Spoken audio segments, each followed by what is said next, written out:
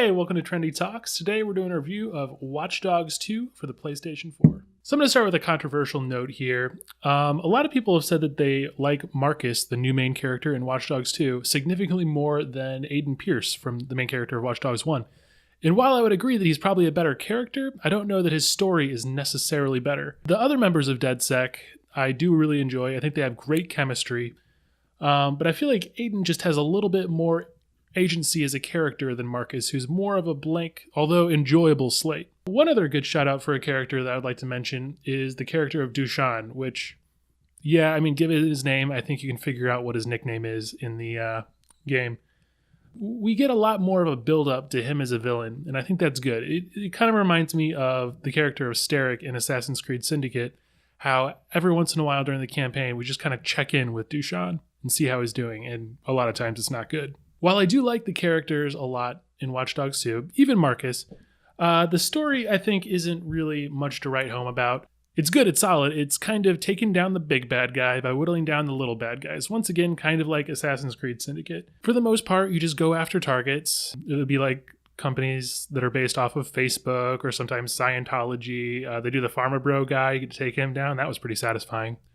But in the end, it's just kind of almost formulaic at a certain point.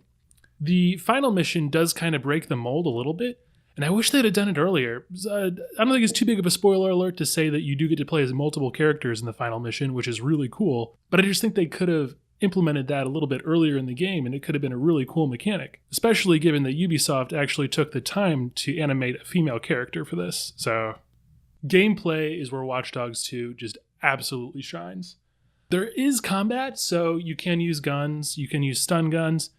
Honestly, as far as the game went, whenever I used a gun, I ended up failing a mission. So technically, my canon playthrough, I guess you could call it, I didn't even use a single firearm other than the stun gun. But even the guns are pretty cool in that they're all 3D printed that you get. So even when you do use guns, it kind of has that cyber techno vibe to it a little bit. You can hack absolutely everything in the game. Compared to the first Watch Dogs, where it kind of felt a little bit GTA with a little bit of a hacking gimmick. This really, the hacking just comes to life. You can hack cars off the road to get out of the way for you. You can hack cranes that can carry you across from skyscraper to skyscraper. There's just a ton of stuff you can do. Another cool addition to the game are drones. Marcus basically has these two drones. One is ground-based and one is actually air-based. And basically, you can use them to infiltrate almost any mission. There was a lot of missions actually where I basically just sat Marcus outside of a building and had the drones do all the work, and it was pretty cool. In fact, I figured out a really cool combination in the last mission of the game where I was able to stick a sticky grenade onto the drone, fly it into a bad guy, and basically use it as a mobile death thing. A final cool thing you can do with hacking is they really introduce more of the social profiling aspect.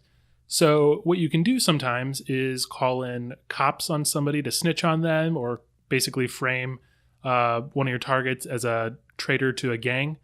And those people will come in and just start hell wherever it happens. Again, I said that I never actually shot anybody with a gun in my game.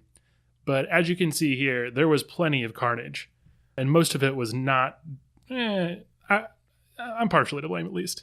Overall, I would give the game an 8 out of 10. I really did enjoy the gameplay. I thought the gameplay with the hacking was just absolutely fantastic. Really, in my opinion, actually sets the bar for what an open world game should be.